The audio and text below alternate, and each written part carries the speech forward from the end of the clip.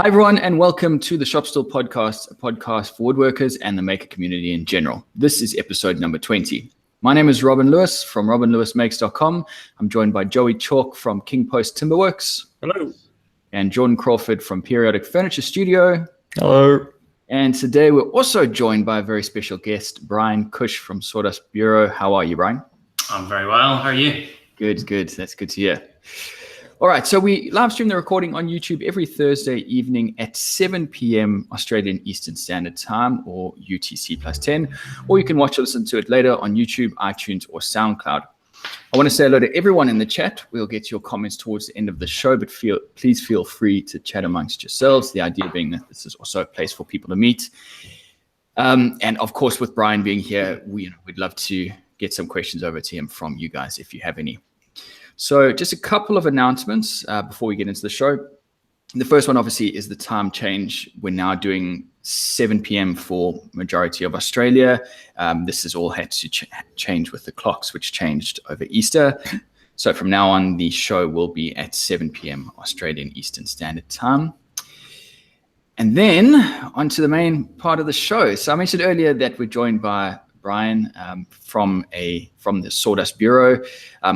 Bryan, thank you very much, first off, for being on the show. So that's great. Thanks very much for the invite. No problem. I wanted to start off quickly by giving a bit of an intro into Bryan and what he does. So Bryan has a master's degree in architecture and spent about 6 years working in an architecture firm. So he's the real deal. He's got the qualifications and the piece of paper to say so. So I think we're all going to definitely trust everything you tell us tonight, Bryan. And then in 2014, he decided to put aside that skill and start his own company. Bryan, is it the Sawdust Bureau or just Sawdust Bureau? No, just Sawdust Bureau. Yeah. Sawdust Bureau. Okay. Did you purposely choose a name that nobody can spell? I did. Maximize Googleability, and nothing else came up until some building in America now called the Sawdust Memorial something, and now that comes up all the time. But no, it was just I wanted a name that wasn't my own name. Yeah, absolutely. The reason I wanted something that was memorable, but yeah, I've actually found the sheet that I wrote back all the potential business names on, and there are some shockers. So I'm happy that I sort of settled on something that I'm still not hating. That's cool. There is a link in the video description down below for those of you watching live where you can go to Bryan's website and have a look. So Bryan's originally from Belfast, but now works just outside of Melbourne. And he was shortlisted by the Australian Furniture Association for the 2015 Emerging Furniture Designer of the Year for his work on a piece called I'm not quite sure how to say this, Bryan, so you might need to help me out. The Osberg bench. Yep, Osberg bench. Yep. Yeah, which is you'll be able to find that on his website. So, what I thought we might do, what we do in every show, Bryan, is we start off by talking about what we're working on at the moment. So, would you like to take us away and just give us a brief rundown of what you've done in your shop over the last week? Sure. So I usually try to keep one big project on the go and a couple of small ones, but it kind of just depends with orders when they come in. But the minute I have the remnants of a bed sitting on the ground here, I have one of my pinch benches on this bench, and then I also have a massive boardroom table, which is currently occupying about half my shop. Cool. So a few different things. Just trying to be jumping between one and the other and get them all to the stage where you're finishing at the same time. It's a little bit awkward, but I figure now's a good time as any to ask. You have a train track running through your workshop. I do have a train track running through my workshop. So it's a pity that it's dark now, but the two big double doors here lead out to a canal, and the canal was it connected down to the docklands. So gunpowder was brought up and shells. The canal. Is that just the other week, or is like 1870s? 1870s. So it's a seriously old building by Australian standards. That's pre-Australia. It was when Victoria was a colony. So they weren't allowed to make their own gunpowder. They had to import it and stockpile it. And then I think just after they built this huge gunpowder magazine. The British government changed the laws and allowed them to make it, so it was kind of defunct after a few years. But it's an incredible complex that has been empty since, parts have been empty since the 80s, others the 90s. My workshop didn't have any doors on it for the last 25 years. And then Working Heritage and Renew Australia, they sort of look at old heritage buildings that are empty and try to put artisans into them and kind of a new life. So yeah, I was fortunate enough to get this space a year and a half ago. And the first step was putting in the floor because the train tracks were obviously a pretty tricky trip hazard. So I put in a floating floor, and then the groundsman that still maintains the place found this old trolley that was one of the original gunpowder moving trolleys. So I just welded my old workbench to it. That's amazing. So that is cool. Move 200 kilos by myself, which is good. Obviously super useful. Yeah. I mean, it was a lot of effort trying to get the curve right on the track because the front wheels don't follow the rear wheels as it goes around the corners and all that kind of stuff. But the effort was definitely worth it. Like now that it's got this dining table on top of it, or this boardroom table on top of it, I'm kind of missing it, using it in my work. Sort of, I bring timber onto it, I dress it, I wheel it back and forth through the workshop, and now it's occupied for the next week. Seems like a really good idea. For those of you who are listening on iTunes, basically Bryan's got a mini train track with a train in his workshop, which is probably something not many people I think can boast about. The workbench on wheels is great, but knowing, I know the exact path that this takes, so I can sort of put things on the floor and know that I'm never going to catch an edge on them. Yeah, that's one of the nice things about it. It's a pretty cool building. There's a place in Perth here which they tried to do something similar to. It was the old rail works in Midland. But when they started to kind of renovate it for the artisans to take over, they found there was too much diesel pollutant. Oh, really? Under the slabs because it had soaked through, so they never got off the ground. But similar era. It's really cool. Yeah. If you go on Google and search for Jack's Magazine, you'll get the aerial view of it. And the internals of the main buildings where they actually stored the gunpowder are absolutely incredible. And they're not being used for anything. They're trying to get commercial operations in there, but it's a tricky site. So more the better for me. What are you up to, Jordan? Okay, let's go, Jordan. Me, what am I up to? So when I got into Perth from my trip, I came into the workshop for one day before I fell sick with tonsillitis, but it was a productive day with lots of people just randomly walking in and ordering and commissions and stuff. So it was kind of cool. So I got two fresh commissions the day I got back, which was nice. But I've been out of action because of tonsillitis and then a cold. So I've only really started working today, where I took delivery of about 75 lineal meters of Vic Ash for 2 dining tables. I've got it all cut to rough length now, so I'm just going to let it kind of acclimate over the weekend before I start milling it. And I also put in a little bit of a new floor in the front part of my shop. So it's kind of like Joey's plywood floor, except not as fancy because it's just particle board. But whose plywood floor? Yours. I don't have a plywood floor. What? In the bathroom, that's plywood, isn't it? Oh, in my bathroom. Right. Yeah, you got a plywood floor somewhere. No one cares about any of your other floors, Joey. It's only ever the bathroom that people want to talk about. My workshop is the worst floor. Oh, no, I meant in your house. Yeah, sorry, in your house. But it's cool. But no, not much. I've been out of action, so not a huge amount this week, unfortunately. What about you? Who's going next? I'll go. What have I been doing? Had a bit of a slow week work-wise, with some clients wanting jobs to be postponed a little, and so I've had to essentially we spent a week of cleaning up, rearranging, shifting machines. I've actually increased my workable area in the workshop by a considerable amount, which I'm pretty happy about. I've been working on this extension dining table, and so I've been trying to get that sorted out, and I think I finished it today. We'll find out tomorrow if the finish has worked out. And I'm super happy about how the sliding mechanism has worked out.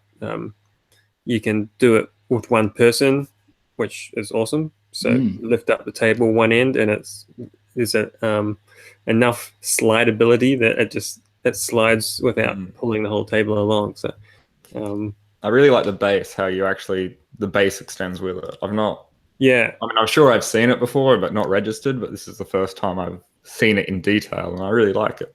Yeah, I've made it before. I made some mistakes the first time. It was probably about a year and a half ago. I did the same thing, and I was having to use carry at the time, which is like essentially as dense as pine. It was very difficult to have that sliding dovetail work without binding all the time. And now using white oak, it's very hard, and it just is going to start burnishing itself to a harder surface. Yeah. And so that sliding mechanism is only going to get better, I think. So, really happy with that. So yeah, that's about me. Cool.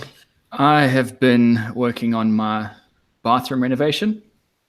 It was pretty much the entire Easter long weekend. I had all these great plans of I was going to be onto waterproofing by the end of the weekend, and I'd got as far as pulling down maybe 3 sheets and building the tub frame.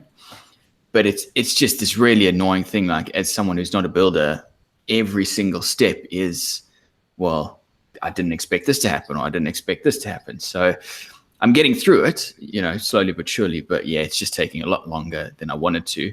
I had the plumber come in yesterday and roughen all the pipe work, so I'm officially good to go again. Sweet. So this weekend I'll be back to probably going to be sheeting this weekend. I was going to say no weekend for you. Yeah. Yeah, no weekend, massive quotation marks these days. Did your tub lift give enough room for the plumber? Or was it? Annoyingly, so there's this thing called a plumb dinger, which is what they use when they build new homes. So they put in this plumb dinger, so when they pour the slab, so that when the builder puts the bath in, he's got a bit of wiggle room. Right. I didn't actually need to go up for that plumb dinger because we just put the bath in place, drilled the hole, pulled the bath out. We could have just dropped a straight piece of 50 mil PVC straight down. The floor. Yeah. Exactly, with maybe 50 mil clearance. But so it is a bit higher than it needed to be. But at the end of the day, it's I think it's about 480 or 500 high, which is about that's all right. It's about normal for a bath, so it's not too bad. And then other than that, I've got a stack of weatherboards behind me, which I'm busy painting. I've done both sides now, so I can get those up onto the wall of the workshop outside as soon as I have a chance. So yeah, that's been pretty much it. Cool. All right. Before we get on to the topic, Bryan, one of someone in the chat, Dirk from Sumo's Project, has asked, did Bryan have an ad on YouTube a while back? I was approached by Hewlett Packard. It's a pretty odd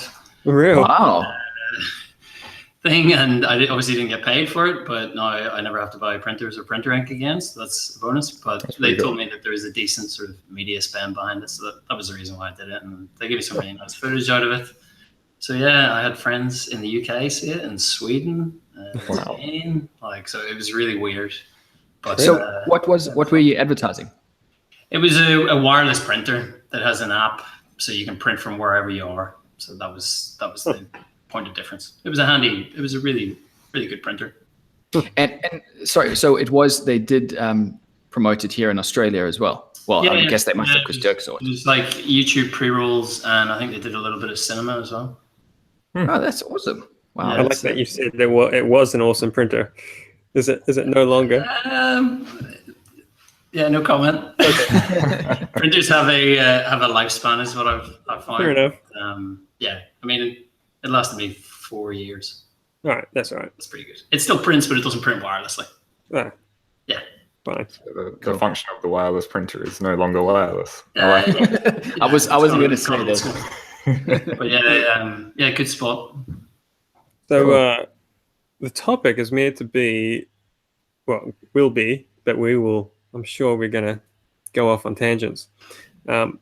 I managed to catch Bryan. You had an interview, I think, last week or the week before with, who was it? It was Desur, online university. That's right. And University of Canberra. So I caught that. It's a great interview, and you you told your story relatively quickly about how you got into furniture making from architecture, and I thought that was a pretty unique way that how you went about doing that.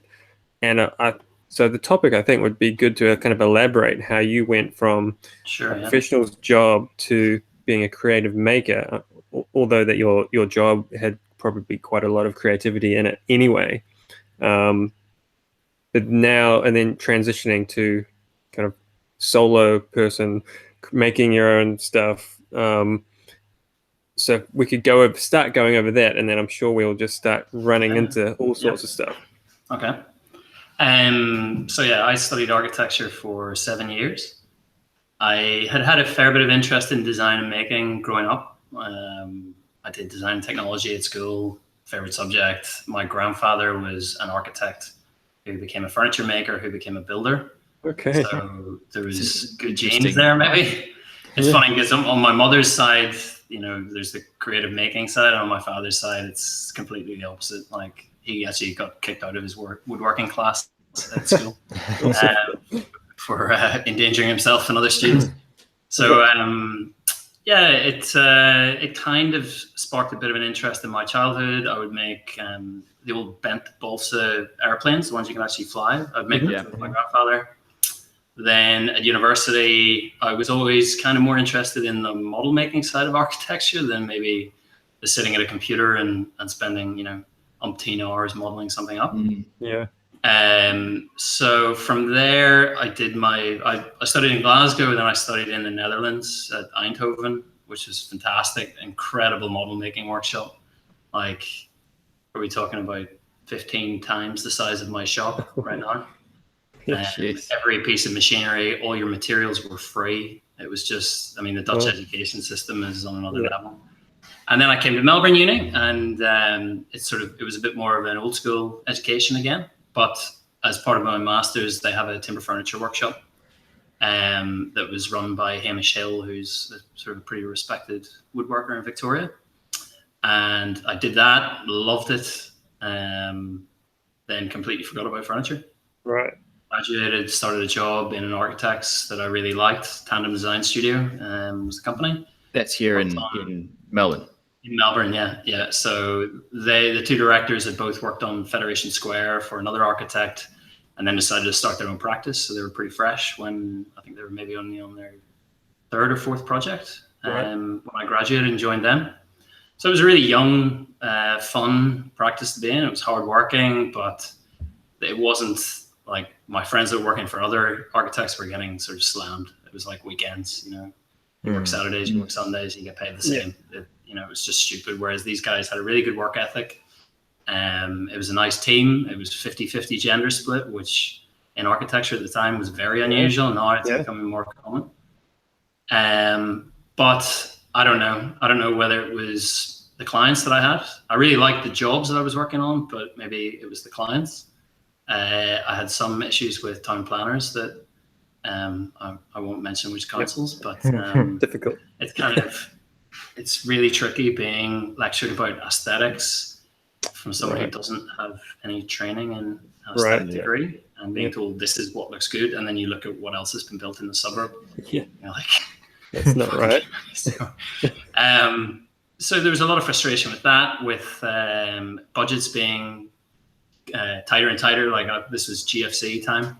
So we were fortunate enough that we had enough work that nobody got laid off, and the boss decided to put everybody down to 4 days a week.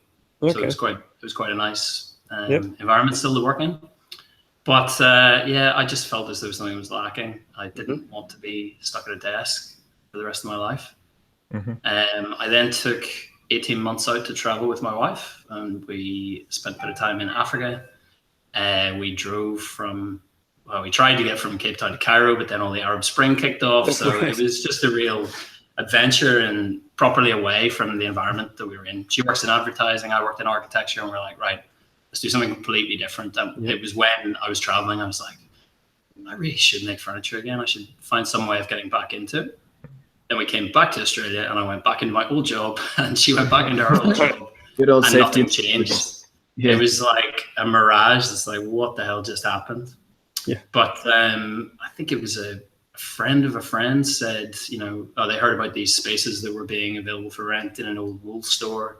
The rent was cheap. It was like $300 a month or something like that. Nice. What? It was tiny. It was like 4 meters by 4 meters. Oh, But right. Okay. it was 10 minutes from my office in the city. So I would go into work, get something to eat, and then go up to my workshop and spend evenings there. And it was just kind of gradually portioning off my salary, working out what tools I needed. My uncle up in Queensland sent some of his tools down.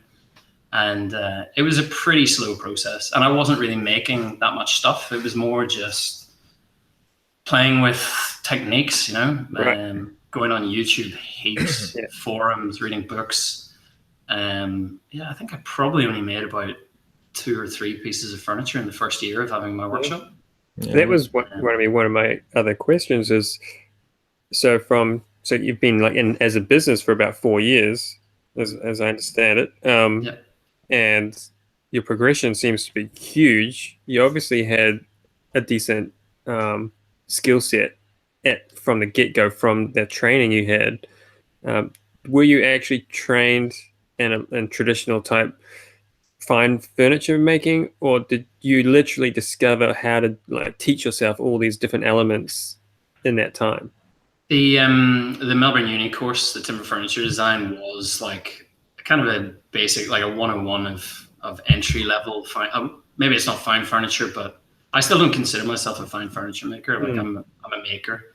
I don't hand cut dovetails. Like I would love to have the time, but just as a commercial viability, I haven't been able to find the clients. They might exist, and I'd love them to, but I don't know. No, I think it was just I'd try a technique and I'd try to implement it in a piece of furniture, and then the next piece of furniture I'd try something different.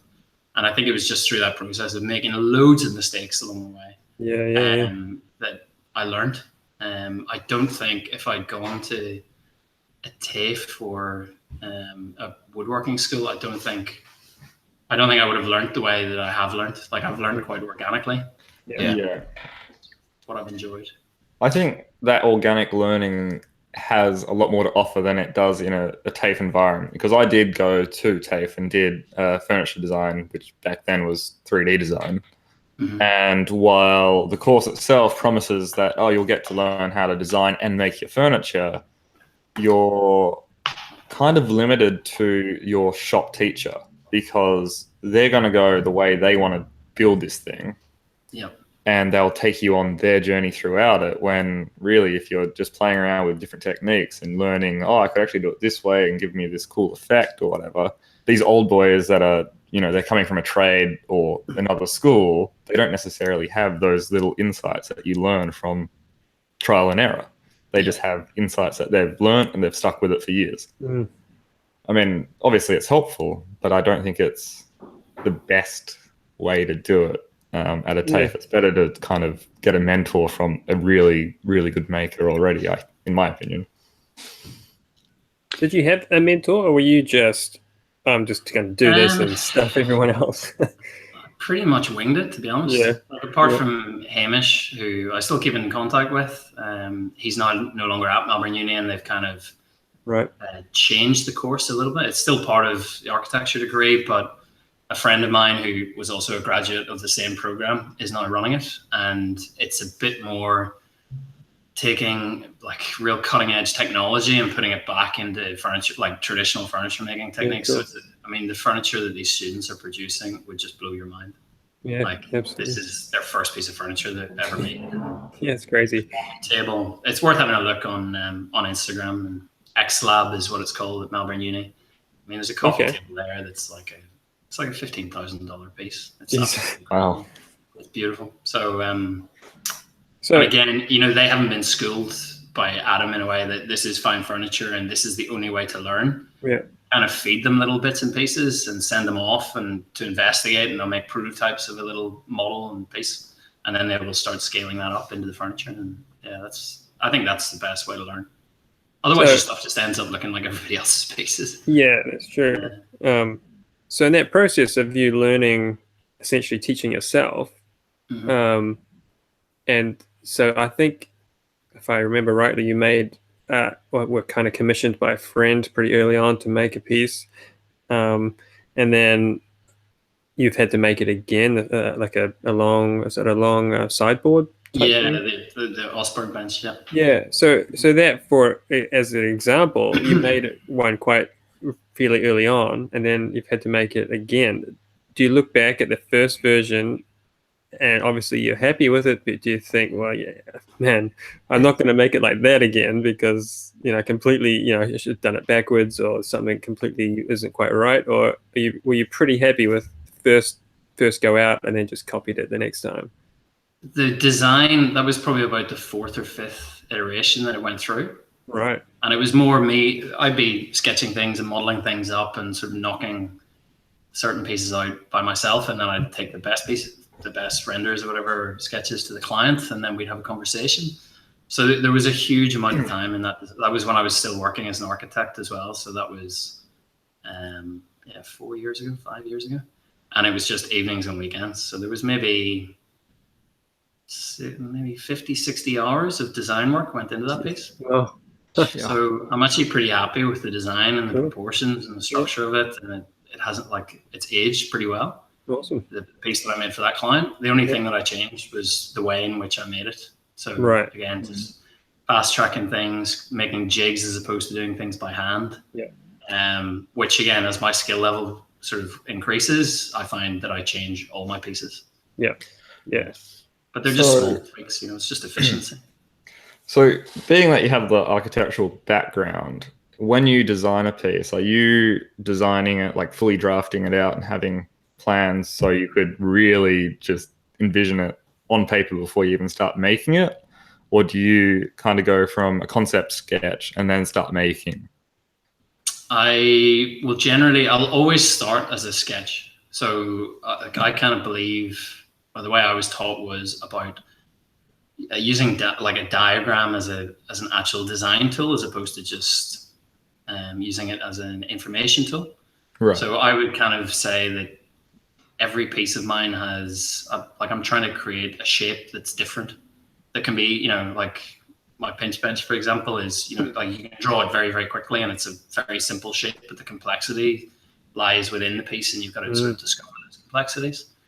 So yeah, I would generally start and try to have a big idea or a shape or something, and then that might I'll sketch it in 3D, but then it'll become a 3D model in computer, and it will be developed to the nth degree in the computer. And I use a software that I learned in architecture that I would not recommend for anybody. But I can imagine. It's scripted so that it will spit out cut lists and volume and cost a piece. Yeah, right. So you will work just from a cut list after you do spend however many hours designing, print out a cut list, and that's your Bible. That's it. Yeah. I don't know. Maybe it's a confidence thing, but I like the security of it. Taking that cut list, going to a timber yard. I don't have the room to bulk buy timber. No. And I kind of like the idea as well that a client, if they want to come to the timber yard with me, I can do that, and I can pick the pieces by hand. Yeah. Or if it's like a lot of eucalypts are obviously quite red, and a lot of people are scared of red, so I can pick the least red pieces. Mm-hmm. But yeah, I don't know. I don't really know. Yeah, I just kind of do it, but I'm not quite confident enough to just go and make something. I think the only piece I've tried that with was there's a little triangular table, the Triqueta table that I did, and that was just messing about with those scraps. And it's a simple form, but again, it was the same thing. I had the diagram there, and then just instead of going to the computer, I went and just started cutting things. Cool. Yeah. So, Bryan, I know there's a lot of people in the chat that will probably be in this situation, myself as well included, trying to get to the point where we have people knocking down the door to get commissions. So obviously you started in architecture, which I'm assuming you had fantastic connections through, also through the woodworking skill. When you decided to stop architecture and go full time, was that like I'm going to drop everything and become a furniture maker, and the rest will work itself out? Or did you already have potential clients, in your books that you could sort of pick up the phone and call? It's funny, like from architecture, I would have expected to have done more work now from people that I had, ex-clients and things and contacts. I haven't really done that much for contacts that I've had from that. They've been busy contacts. So I find that quite surprising because I would have assumed like you'll be the next natural progression. But wow, okay. Yeah, but no, I've done work for the architects that I used to work for Tandem. I've done stuff for them for South Melbourne Market, for their food court. That's pretty much it, to be honest. So it was a gradual progression out of architecture as well. I did about a year where I was just in my workshop on evenings and weekends. And then I got a few small commissions for Chapel Street traders in Melbourne. They wanted like a pop-up market, so I did these kind of milk cratey things that were a bit less rustic than most milk cratey furniture. And it was enough money to buy some more tools, and then I got a few. As part of the deal for doing the market furniture, I got a stall at the market. Okay. I made 3 or 4 pieces and went down there every Sunday for about 3 months. Yeah, and that's hard work. Like, it's the slow, was it worth your while at all? Do you know the funny thing was? It really was. Well, I think I've made more contacts at that one market than I have from any other trade show, which is weird because interesting. The context, the location in Melbourne, it's quite a high-end area of Melbourne. Yep. It was quite young at the time, so this was 5-6 years ago. And now a lot of the people that I met at the market have actually come back to me. Like I sold a piece. I sold a piece at the market to a woman who like literally came back 4 weeks ago, and bought another piece. Wow, that's good. Really nice to sort of have that kind of cycle with clients. Well, that's one of the things that we've talked about on the show before. As someone who's trying to get into this full time, finding that first customer just seems impossible. And so, I guess for everyone out there listening, markets are a good place to make some of those contacts. Do you know that you're not going to get direct sales, but you're gonna know immediately what people like. Yeah. Like if you literally bring 3 pieces along, watch which piece people look at, watch which piece just they listen to what they're saying about it. Like eavesdrop on them. Pretty much. When you were at that market, were you only exhibiting furniture pieces, or did you have kind of small pocket change items as well? Nah, I decided not to do the pocket change items. So it was just you had a display of some of your works, and that was. Yeah, I think I had 3 pieces, and that was basically it. So I did that when I was still full-time architect. Then it was it a year later? I think it was a year later. I'd applied for a City of Melbourne business grant, and I'd kind of done it just on the premise that this will get my ass into gear anyway. I'll sit down, write a proper business plan, go through forecasts, try to come up with a few more designs and make me look more professional than I am. And it was a huge amount of work, but it was the best thing that I ever could have done, because at the end of it, I sat there with my document and I went, I'm making the right decision here. This is what I want to do. And submitted it. And there's a maximum amount that you could apply for with this particular grant. And I just went, if I get $2,000, I'll be happy. It'll be half a saw stop. Yeah. And they called me and said, you've been awarded the full amount. And I literally quit my job that day. Wow, awesome. That's awesome. It was empowering, but it was scary. Yeah. Because it was something that I thought would take, another couple of years, another 2 years, and I would build up a client list and have a backlog of work. Because when I quit my job, I had no work lined up. Yeah. Like none, zero. Because I imagine the time was right. You presumably you've got to pay some of that back, or is it just straight up? No, it's just a straight up grant. All right, money for jam.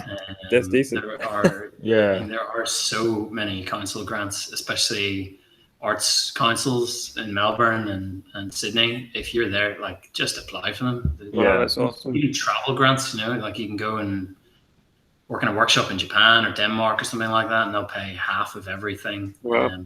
This particular grant was a startup grant. You couldn't use it on salary, advertising, or rent. It had to be all capital purchases. So I was like, done deal. That sounds so tough. Pretty much. But Those that things was are hard really- to apply for too. Like, they're pretty tricky. yeah, I've looked into them myself, and I said, you know what, I don't need it that much. Yeah, I Yeah. give up. Do you know, I after applying for that one, I said to myself, right, every grant that comes up, I'm going to keep applying, and I Wow. haven't applied for one since. I guess it's a really good way to keep your nose kind of in the nitty gritty of your business plan and making sure that it is constantly developing the way it should be. Yep, But it's a lot of work. it is. Yeah, I'm lazy. that's why I haven't done it. but I'd say for anybody that's sort of looking to turn a side hustle into a business, it's such a worthwhile thing to do. You know, it's not going to be fun doing it necessarily, but just giving your business real numbers and a real face, and you know, come up with a business name. Yeah. Something we haven't actually touched on here that maybe people don't know is you won an award for your pinch noir bench. Is that, or was it the pinch bench, or The pinch noir, the black one, yeah. that was the black one? Yeah. So maybe tell us a little bit about that, and then I'm really interested to hear your take on the aftermath of winning this big award Okay. and how it's affected your business, if at all. Have you turned into a rock star? Oh, a complete rock star, yeah. Got the chains and all.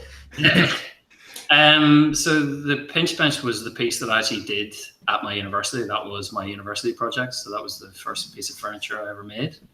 And I still have the original in my house, and Awesome. it's a little bit ropey, you know. There's bits that are kind of maybe not the best, most clean cut joints, but it means a lot to me to have that piece, you know, and I can see the progression of it. So I then knew that the awards program was coming up as part of the Vivid Awards, and I wanted to refresh the piece and give it a new kind of aesthetic. So I came up with the idea of doing a black and gold version. So the leg, which was previously concrete, was now electroplated brass, still concrete filled, give it like a structural anchor. Yep. And one of the first things I established in my business was that I was only going to use Australian timbers, and I was never going to stain anything. I saw it on your website. Yeah. Yeah, so I was like, right, okay, I'm going to get a black finish, and I'm going to get it blacker than black. How am I going to do that? Yeah. So then I investigated ebonization, and I don't know if any of you guys have done that, but it is hard work. Like, No, I haven't there done are it because it looks many so time variables. consuming.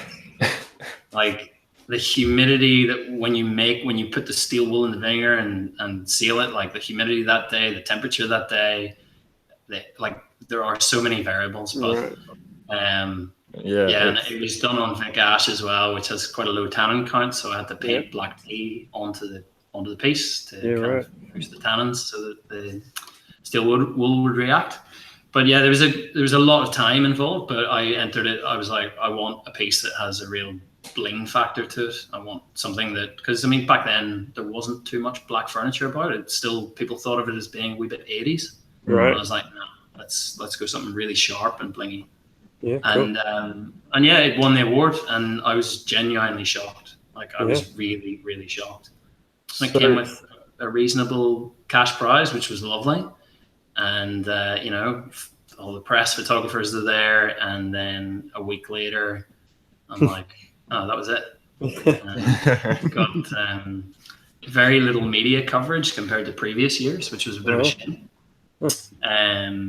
I didn't sell the piece at the show. I sold it subsequently, and I've made a few more of them for other awards and traveling exhibitions and things. But it wasn't like an overnight, like, oh, I'm sorted now. Yeah. It was more just, it's a nice thing to say to clients, you know, award-winning furniture maker. And it doesn't matter really what that award is. It just looks good no matter sounds what. It just looks good, you know. So did you said it was the Vivid Awards, right? Yeah, the Vivid Award, yeah. Now, is that an open competition, or so like anyone can apply? It's a fully open competition. Yeah. It's free to enter. Oh, right. Cool. Okay. It's free to enter for students and professionals. Yeah. I think you have to be, it's maybe under the age of 30. Right. No, it wouldn't be. I would have been over the age of 30. There is something in it, but it is open to professionals and students, and it's completely free. And there are cash prizes, and I kind of spent about probably 3 weeks entering every single awards that I could find online. I was like, right, I'm going to show clients that my pieces are award winning.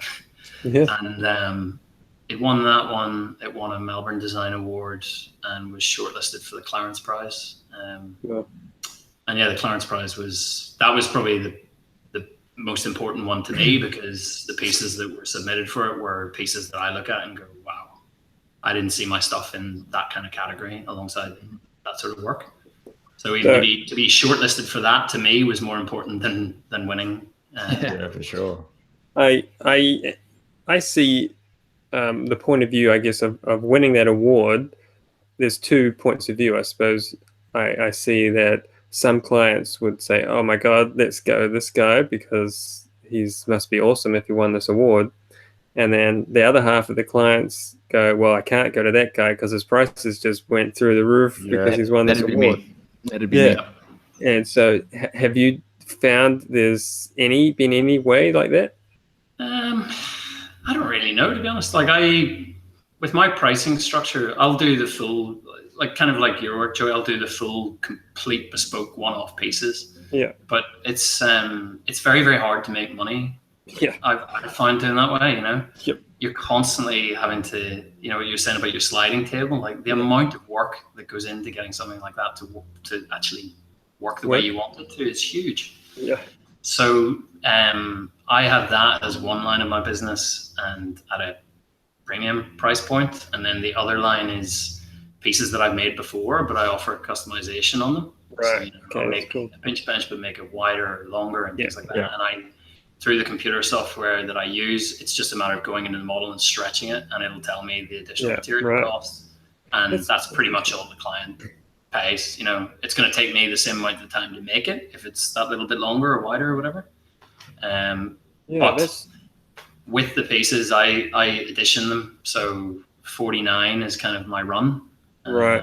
Because there's my brother-in-law is a copyright lawyer in Canberra, and I don't know whether you've covered IP and stuff. No, not yet.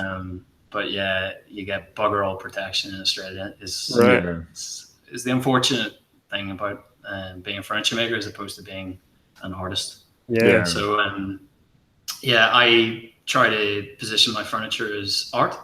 And I say 49 pieces, so 50 is the keyword ticks over into mass produced. Right. Okay. I'm doing 49. The piece will start cheaper, and then as it goes through the edition and nears the end, I put the price up. And do you find that that structure has been a how do you say it? Like a good structure to have for your business? Because it's something I've transitioned into doing with, you know, this is my line, so Stance, for example. Yeah. And that's a standard piece. It has a set price for whatever material, and then as you customize it, it goes up as well. Because, like you say, it's hard to do bespoke one-off and make any money on it. Yep. So I'd be interested to hear how you... I think it has, to be honest. I think it just makes you feel like...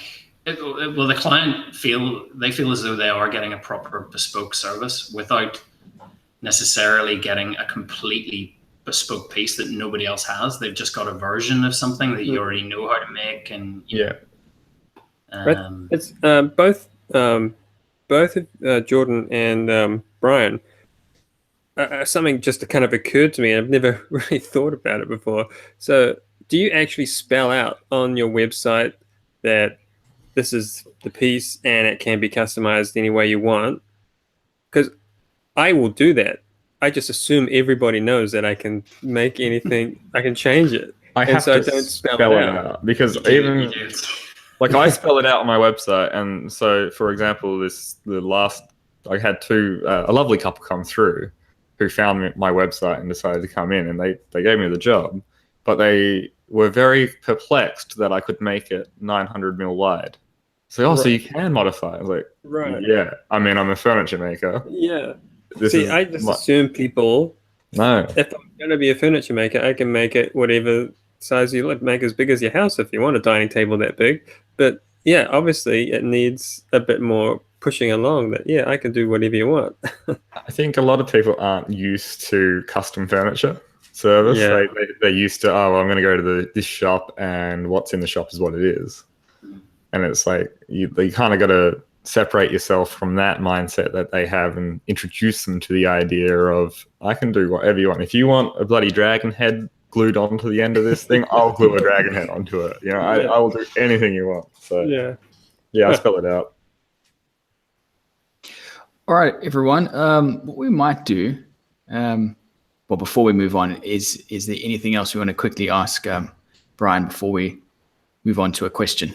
I had some questions. I do. This kind of goes back to where we were heading earlier in the conversation. Your client set, I would have, after you said that you didn't take too many clients from your architectural firm, are your clients mostly commercial or residential, or is it a 50-50 split? About 90% residential. Yep. Yeah, and then commercial stuff, I find it's too hard to compete price-wise against. Yes. Carpenters that are just knocking up tables for restaurants. So I have done stuff for certain restaurants, but I will say, give me the, a speciality piece, and I'll make it amazing for you. But trying to quote on a whole restaurant or cafe job, you can't beat it. Not at all. I can't even get close. I'm just not set up to do it. No, neither. Can't do it. I kind of prefer residential. I like knowing that the piece isn't going to be wrecked. Yeah. I know that it's going to be with them for their lifetime, hopefully. It's a whole other aspect to commercial furniture. It's not that it has to look nice. It's that 900 people a day are going to sit on this thing and rack on it and smash into it, destroy it. And in a month, it's going to look like crap. And then in 3 years, the restaurant's probably going to change its image. They're going to get interior designers in. Everyone's going to paint it. Yeah, because who would paint a nice, beautiful wood? Hey, Joey. That's right. Who would paint a door white when it's a nice, beautiful wood? Only if I'm paid to do it. I'm about to do my first ever whitewash, and it's breaking my heart. Whoa. Whitewash isn't too bad. It's not too bad because you can still see the wood, but I don't want to do it. Did you put a name on all of your pieces? Oh, Bryan? Yeah. I do. Yeah. That's I think cool. it's. I don't know. I like to inject a little bit of personality into the pieces as well. You make it Swedish? One Danish, but no, I try to. I don't know. It's either a descriptive term about how the form was created, or I'll just pick a random word on the internet that kind of suits the piece. That's a good idea. I think it's a good idea because it really inputs that you've put a lot of thought into it. Yeah. And it's not just that you've whipped up this table in your back shed. It's that you've designed this thing and you're proud of it enough that you're going to name it something and stand behind it. I think that's a whole another level of good salesmanship as well. Totally. Yeah. I think as well. Like I have, I've got a sense of. I'm Irish, so I've got a sense of humor, and I think a lot of real high designy people are very, very serious and. I like to have a bit of personality in my pieces. Yeah, cool. Yeah, that's all part of the naming and the branding of them as well. I did like the naming convention of everything, and when I rebranded my business to Periodic, I was like, I could name everything after an element on the table. And then soon after, I had a customer from hell. Actually, it was a client where I lost my fingertip.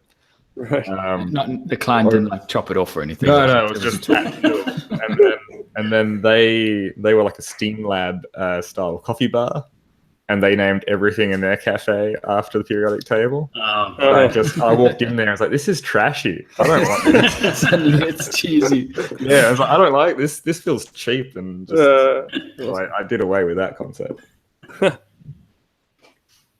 All right, Joey, did you have any more? No, I'm all good. All right. What I want to do is I had a user submitted question from a while ago by someone called Ben Green. And I've been holding on to this for this show. So I'm going to read out the question as he's written it. He's also asked me to do a Scottish accent in parts, which I'm not going to just because that's going to destroy it. So it's a beautiful day. The sun is shining, yet it's a cool 18 degrees C. You've stopped for lunch and pull out an awesome cheese and ham sandwich. You're just about to take your first bite when a magical dolphin waddles in through your shop doors. He says, don't be afraid, for I am the magical dolphin Dave, and on account of your awesome podcast, I'm here to grant you one of 3 possible wishes. Please choose wisely. Option 1, no more wood movement. All your timber is perfectly stable and perfectly straight. You don't have to worry about it being warped from the yard, and you don't have to worry about wood movement in future designs. Option 2, no more dust. Your tools don't produce any kind of dust. Therefore, you don't need to wear any mask or worry about extraction. Or number 3, no more sharpening. You never have to sharpen again. Your tools will never dull. Which do you choose? So, John, let's head off with you. Dust any day, because dust. I was going to say the same thing. I don't mind sharpening. It's nice and even. I think wood movement shows a skilled craftsman from a crappy craftsman. So being able to handle that. But dust is just dust. Yeah, I agree. So, Joey, how about you? Yeah. Jordan put up the perfect explanation. I think that's bang on. Like, get rid of dust. No one needs it. Yeah. Wood movement, I guess, is a tricky one, especially as someone who's not as possibly as skilled or experienced as you guys. Wood movement is a really tricky thing for me. Like, I'm still learning how to use my jointer properly to get rid of that, any movement that occurs during milling. So I don't know. Wood movement and dust would be a close one for me. How about you, Brian? Dust. Dust. Dust have it. Ben, it's a pretty simple. 100% dust. Not only from the fact that you've got to not breathe it in and clean it up, but then you could finish a piece of furniture on your table saw while you're cutting. Yeah. That would be perfect. Wouldn't that be amazing? It'd be easy to use the wide drum sander then too. Wouldn't have to worry about dust extracting clogging up every 5 minutes. Yeah, that's crazy. Okay, well, what we'd normally do at this stage, Brian, is we talk about any videos or something that we've been watching during the last week. So if you've got something to add, by all means, that'd be fantastic. But otherwise, Joey, do you want to start with your suggestion? So I had a message from Ian, who's currently in the chat. So thanks, Ian. So I got a message with a link to a YouTube. It's a YouTube video. I don't actually know what the channel's called, but the video is called Crazy Horse Dolly. And it is this American fella who has made, essentially, it's like a pyramid with wheels around the base, and it has a central post with a wooden dome on it, and you can lay down sheets of whatever, plywood, whatever you're working with, and you can just maneuver your sheet around laying down on this kind of little pyramid jig. And it sounds crazy and stupid. But it looks so cool when you see how it works. I was like, oh my God. So I actually emailed the guy straight away and said, you're in the States. Do you mind if I just copy your design? I can shout you out on my YouTube channel and people can go see you. He came straight back to me and said he's actually now developed an aluminium version, which he can ship very easily. And he's in the process of sorting out what it's going to cost to ship it to me, because he wants, I'd be his first international client. He wants me to have one. So in the process of getting one of those over to me, it's just still working out some numbers. But it's a very cool thing. Probably only useful if you have a larger shop. And probably my shop is on the smallest scale, I think, maybe that this would be useful in. But absolutely a back saver and multi-useful little extra person, really. It's like an extra person in the workshop. So I watched that video and I instantly wanted to make one. But it got me thinking, the garage, like, mechanics chairs? Yes. I'm thinking, if I just buy one of them, cut the seat off and extend the pole, I've essentially got the same thing. Yes, but his one has a wide base. Yeah, his would be lay multiple sheets down on each edge of it, as well as on top. So go check it out. Crazy Horse Dolly. Yeah, I want one. All right, I'm going to go next because I got an email from a guy by the name of Ian C, who's in the chat, and he also sent me a very interesting video. So Ian, I see you're giving us all some information. Thanks for that. So this is a guy who's he actually lives in an apartment which is amazing. And he wants to do woodworking. So he starts off by showing in the video that he's in his bedroom, and there's the whole typical joke about his wife, wanting to kill him for doing woodworking in the, in the house. And he wheels in this, like, remember Inspector Gadget? Like this, like, workbench with just all these bits sticking out of it. And he wheels it in, and he starts doing this, like, all this, like, montage of all these bits coming out and plugging in. And he's got a full-on workbench, table saw, everything. It is the most amazing thing. Huh. From there, he then goes on to show you the shroud that he's got on it. And he does woodworking in his house, in his bedroom, 99.9% dust free. It's just amazing. Cool. And it's one of those cool things where so many people are like, oh, I can't do woodworking. This guy has got around that. Any problem you can think of, he's got around it. So, yeah. Also, all the videos that we're talking about, there will be links in the description below. So yeah, have a look. Ian's just said too much time surfing instead of making. Well, thank you, Ian. So far both of those videos have been on point. So John? Well, I didn't get an email from Ian, so thanks, Ian. Whatever. No, so I only discovered, so Philip Morley is a furniture maker I followed on Instagram for years, but I only just discovered he has a YouTube channel too. Yes, just this year, I think. Yeah, and like it's only relatively small subscriber number yet now, but all of his videos are highly produced, like everything I've watched anyway. But yeah, I really love what he does and puts out. His videos are a little bit more towards the, like first starting out hobbyists in the way of we're making a sawhorse or let's talk about joints and things. But really cool channel and really good furniture designer too. Yeah, cool. Excellent stuff. But no specific video, just his channel in general.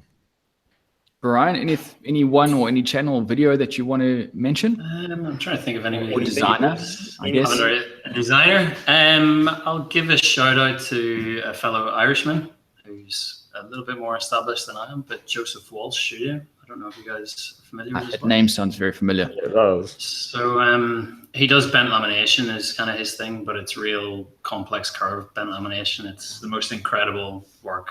Like it looks like nothing else. So I was fortunate enough when I was back in Ireland last year that the day before I flew back to Australia, I just stumbled upon that he had an open day in his workshop and took my mum on a 6-hour journey down to Cork to see it.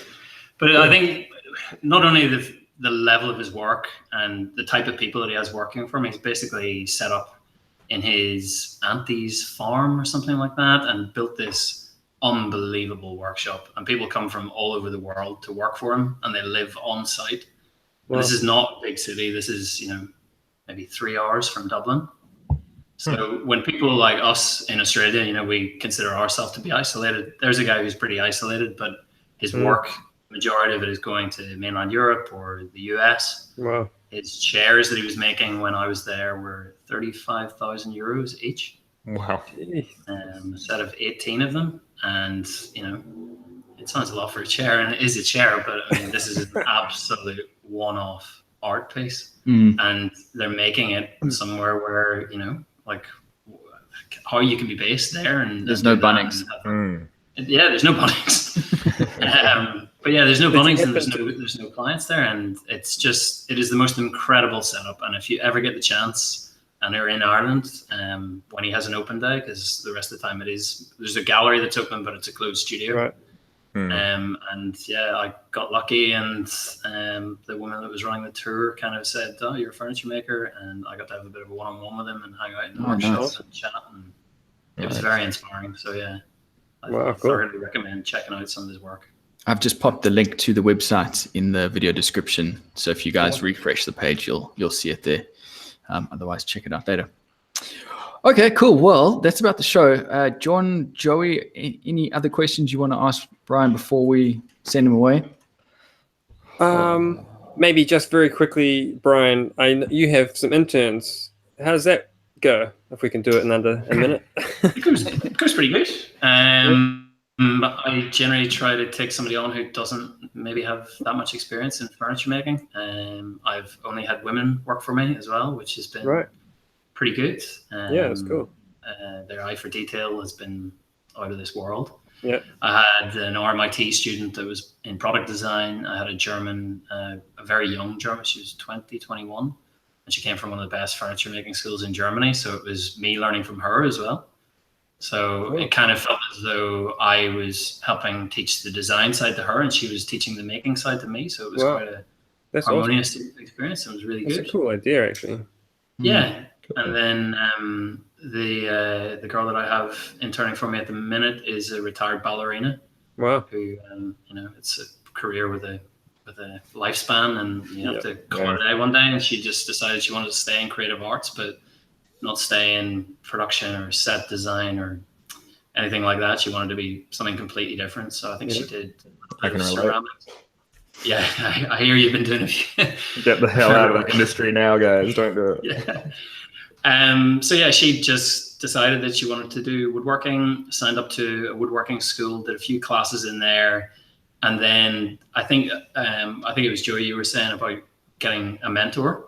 Yeah. So she decided that that was a better approach for her than going to a woodworking school. Yeah, so cool. She worked with 2 other furniture makers doing a day a week. And then she did a day a week with me, and she's learning, 3 different perspectives on every way of making something. So she's cool. That is the best way to learn, I think. Yep. Cool. Cool. All right. Well, thanks everyone for tuning in, and thank you very much, Bryan, for joining us on the show. We really do appreciate it. Thank you for the invite. Yeah, it's been great to talk to someone who's winning awards. We had an award-winning furniture designer on our show. How cool is that? That's our claim to fame. So thank you. That's very cool. One more quick announcement before we leave. I just want to make a mention to everyone that we are doing. Myself, Joey, and Jordan are going to be down at Marlini doing a talk for the Wood Expo, and we're going to be doing a meetup at Brisbane just after that, all on the 5th of May. So obviously we'd love for you guys to come and join us at the Wood Expo. But if you just want to come have a beer with us, we'll be in Brisbane on the 5th of May. Yeah. That'd be great to see everyone.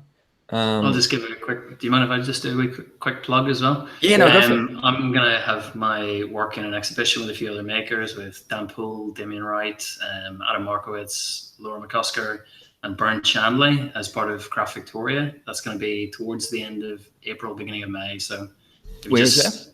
It's going to be in Melbourne. Right. Through Craft Victoria. But it's a really good group of makers, and there's going to be some really interesting work there. So it's going to be a free exhibition. But yeah, just stay tuned on my Instagram. Not sure when it.